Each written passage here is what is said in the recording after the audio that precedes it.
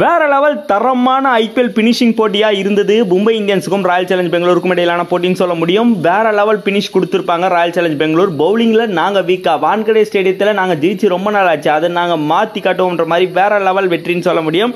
ஒரு 12 ரன்கள் வித்தியாசத்தில் சூப்பரான கடைசி ஒரு வெற்றியை ராயல் சேலஞ்ச் பெங்களூர் பெற்றிருக்காங்க. இன்றைய போட்டியில் என்ன மாதிரி விஷயங்கள் நடந்ததுன்னு சொல்லிட்டு பார்க்க போறோம்.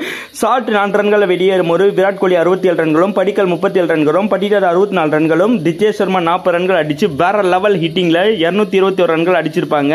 222 ரன்கள் அடிச்சால் வெற்றி என்ற இலக்கோட மும்பை இந்தியன்ஸ் கிளம்புறாங்க. இது வரைக்கும் அந்த மாதிரி ஹையஸ்ட் டோட்டலா சேஸ் பண்ணலன்றதுனால ஒரு மிகப்பெரிய ஒரு பிரஷர் வருது. அந்த நேரத்தில் தான் ரோஹித் சர்மா 17 ரன்களையும், ரிக்கல்சன் 17 ரன்களையும், வில் ஜாக்ஸ் 22 ரன்கள் வெளியேறும்போது சூரியகுமார் யாதவ் 26 பந்துகளை 28 ரன்கள் எடுத்து வெளியேறியிருப்பார். திலக் வர்மா போன போட்டியிலே ரிட்டையர்ட் அவுட் ஆகி வெளியேறியிருப்பார். அந்த வெறித்தனமான இன்னிங்ஸை 29 பந்துகளை 56 ரன்கள் அடிக்கும் போது வேற லெவல் கேப்டன் இன்னிங்ஸை 15 பந்துகளை 42 ரன்கள் எடுத்து மிரட்டி எடுத்திருப்பாரு ஹார்திக் பாண்டியா. கடைசி நேரத்தில் ஒரு சூப்பரான கம்பேக் புவனேஸ்வர் குமார் ஹாசர்வுட் கொண்டு வர குர்னால் பாண்டியா கடைசி ஓவர் போட சூப்பர் பினிஷை ராயல் சேலஞ்ச் பெங்களூர் கொடுத்திருப்பாங்க. செம்ம சூப்பரான வெற்றி. உங்களை பொறுத்த வரைக்கும் ராயல் சேலஞ்ச் பெங்களூரோட இந்த வருஷம் போட்டிகள் எப்படி இருந்துச்சு, மும்பை இந்தியன்ஸ் கிட்ட தோற்றதை பத்தி உங்களுடைய கருத்துக்கள் கீழே இருக்க கமெண்ட் செக்ஷன்ல கமெண்ட் பண்ணுங்க.